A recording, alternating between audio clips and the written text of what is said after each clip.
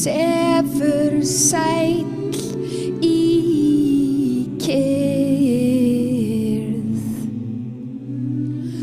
Fellur mjöll hljótt í húma á jörð. Grasið mitt og þitt geym